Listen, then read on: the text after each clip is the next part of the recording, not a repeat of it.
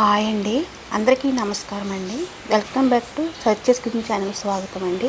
నేను మీ రమాదేవి అండి. ఈరోజు వచ్చేసి మన రెసిపీ అరటికాయ బజ్జీ అండి. బయట బండి మీద దొరికే స్టైల్లో టేస్టీగా క్రిస్పీగా తక్కువ నూనె పీల్చుకునేలాగా ఎలాగ చేయాలో చూపిస్తానండి. వర్షం పడినా వేడివేడిగా కారం కారంగా తినాలనిపిస్తుంది కదండి. చూసారండి వర్షం ఎలాగ పడుతుందో. సాయంత్రం ఉదయం నుంచి సాయంత్రం 4 గంటల వరకు ఎండ కాసేస్తుంది, తర్వాత వర్షం పడిపోద్దండి. దెబ్బ వర్షం పడిపోవడమే. ఇది కేరళ అనమాట. కేరళలో అరటికాయ స్పెషల్ కదా. అరటికాయ బజ్జీ అని, అరటికాయ చిప్స్ అని ఇలాంటివన్నీ స్పెషల్ అండి ఇక్కడ. ఇది నీకు అరటికాయతో బజ్జీ వేస్తున్నాను. ఇప్పుడైతే నేను ముందుగా అరటికాయలు తీసుకున్నానండి. ఇవి చూసారండి ఎంత సన్నంగా పొడవుగా ఉన్నాయో. ఇలాగ ఇప్పుడు వాటర్లో సాల్ట్ వేసుకొని ఈ కాయల్ని ఇలా పై పొర అంతా తీసేయాలన్నమాట. అరటికాయలన్నీ మొత్తం ఇలాగా పై లేస్లాగా పలుచగా తీసేయండి. పేర్లు పెట్టి పలుచగా తీయాలి, మందంగా తీయొద్దు.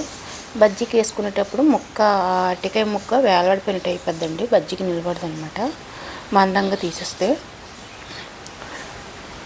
చూసారా ఎల్లో కలర్లో ఎలాగున్నాయో. ఈ విధంగా మనం అరటికాయలన్నీ ఇలా పై తోలు తీసేసి పక్కన పెట్టుకున్నాను, తొక్కలు తీసేసి. తర్వాత నెక్స్ట్ పిండి, ఇక్కడ నేను అరకేజీ శనగపిండి తీసుకున్నానండి. అరకేజీ శనగపిండి. ఇప్పుడు మనకి పిండి బజ్జీ ఏంటంటే నేను ఇక్కడ ఈ రైస్ పౌడర్ అండి, వరిపిండి అనమాట, 1/2 కప్పు. నెక్స్ట్ సాల్ట్, వాము, పొడికారం, పసుపునండి. నేను ఇదేంటమ్మా సోలగుండ వాడలేదండి ఇక్కడ. సోలగుండ వేయకుండా బజ్జీ పొంగినట్టు రావాలి అంటే ఏ విధంగా చేయాలో చెప్తాను చూడండి. చిన్న టిప్ అండి, ఏం కాదు. మనం ఆయిల్ మరగబెడతాం కదండి బజ్జీలకి అనేసి, అందులో ఒక గరిటెడు ఆయిల్ వేయండి. ఇలాగా బాగా మరిగిన నూనె వేసి ఒకసారి పిండి అంతా ఇలా టచ్ చేయాలన్నమాట. చేస్తే అది క్రిస్పీగా వస్తుందండి. తర్వాత బజ్జీ పొంగినట్టు వస్తుంది అనమాట. ఇంకా నెక్స్ట్ వాటర్ కొద్ది వేస్తూ కొంచెం కలపాలి. ఉండలు కట్టకుండా ఇలా కలుపుకోవాలి. ఇదే విధంగా కొద్దిగా జారుడుగా వచ్చినట్టు కలుపుకోవాలన్నమాట. కానీ ఈ అరటికాయ బజ్జీ అండి చాలా బాగుంటుందండి.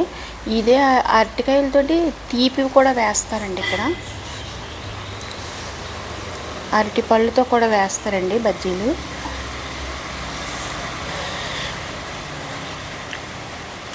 ఈ విధంగా మొత్తం అంతా బీట్ చేసుకోవాలి. బాగా బీట్ చేసామనుకోండి నురగలాగా వస్తుంది. అప్పుడు మనకి సోలగుండ వేసినట్టే పెద్దగా పొంగుతాయి అన్నమాట. మనకేంటే అరటికాయ ముక్కకి పిండి అంటుకున్నట్టు ఉంటేనే బజ్జీ బాగుంటుంది. కానీ కొంతమందికి లావుగా ఉండేది ఇష్టపడతారు, కొంతమంది అరటికాయ అంటుకున్నట్టు ఉండేది ఇష్టపడతారు అన్నమాట బజ్జీ. ఇదండి ఈ విధంగా కలుపుకోవాలన్నమాట.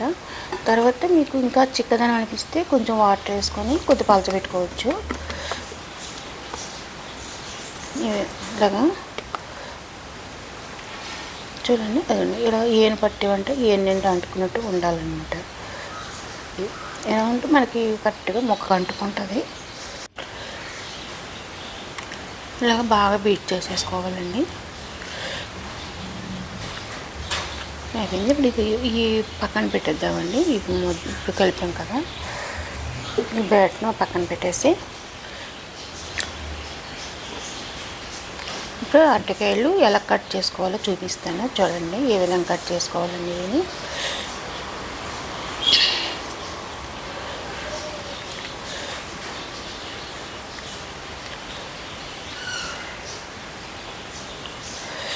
మనకు ఆంధ్ర సైడ్ అయితే ఇలాగ కట్ చేసుకుంటారంటే ఒక 1/2 ఇంచి మందంగా ఉన్నట్టు ఈ విధంగా కట్ చేసుకుంటారు. ఇప్పుడు మన కేరళ సైడ్ ఇదండి అరటికాయలాగే పొడవుగా ఉన్నట్టు కట్ చేసుకుంటారనమాట. నేను 2 విధాలు కూడా కట్ చేసి చూపిస్తున్నానండి మీకు. చూడండి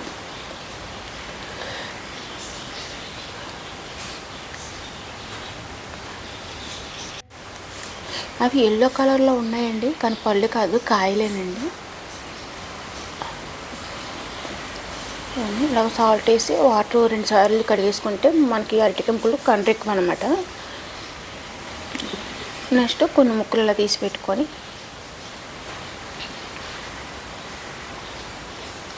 ఇప్పుడు మనం బజ్జీలు వేసుకుందామండి. ఈ విధంగా మొత్తం బజ్జీలు వేసుకోవాలన్నమాట. చూసారండి, నేను పిండి కొద్ది పలచగానే పెట్టాను. పలచగా పెట్టినా సరే అవి ఎంతలా పొంగుతున్నాయో చూసారండి. ఇక్కడ నేనైతే సోలగుండ వేయలేదు, మామూలుగా వేడి నూనె వేసి బీట్ చేసామంట. మనకు ఆయిల్ కూడా పట్టవు. సోలగుండ వేసాం అనుకోండి ఆయిల్ పడుతుంది బజ్జీలకి.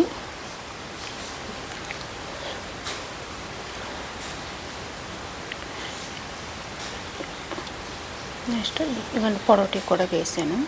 అంటే కేరళలో స్పెషల్ అన్నమాట ఈ అరటికాయ బజ్జీ అనేది, కేరళ స్పెషల్.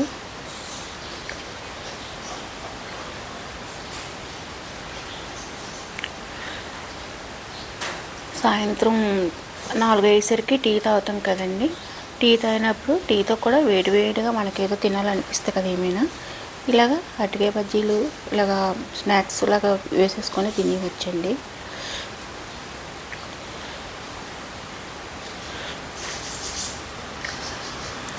దీనికి స్టఫ్ ఏంటంటే ఆనియన్స్, పచ్చిమిర్చి, చిన్న అల్లం, తర్వాత కొత్తిమీర, కరివేపాకు ఇవన్నీ చిన్న చిన్న పీసులుగా కట్ చేసుకోవాలి.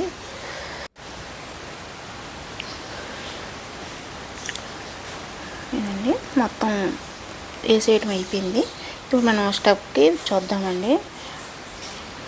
ఆనియన్స్ అవి నేను కట్ చేసుకున్నాను, పచ్చిమిర్చి, అలాగే కొత్తిమీర, కరివేపాకు, నెక్స్ట్ సాల్ట్, ఇక్కడ కారం అంటే మీ టేస్ట్ని పెట్టి మీరు సాల్ట్ను కారం మీ టేస్ట్ని పెట్టి మీరు వేసుకోండి. ఇంకా కొద్దిగా ఎక్కువ క్వాలిటీ తీసుకున్నాను కదా, కొద్దిగా ఎక్కువ వేస్తున్నాను. అది నిమ్మకాయ, ఒక నిమ్మకాయ అన్నమాట. ఇవే కాదండి, మనం ఇలా ఆనియన్స్లోని నచ్చితే మనం మిర్చి కూడా వేసుకోవచ్చు, లేదంటే ఒక వేరుశనగ పలుకులోనే వేసుకోవచ్చండి. వేసుకొని స్టఫ్ చేసుకొని తింటే బాగుంటుందండి. ఇలాగ మొత్తం అన్నీ ఇలాగ కట్ చేసేసుకొని మధ్యలోని ఈ విధంగా stuff పెట్టేసుకోవడమే.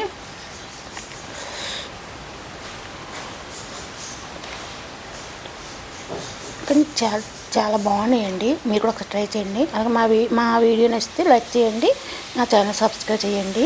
Thank you for watch.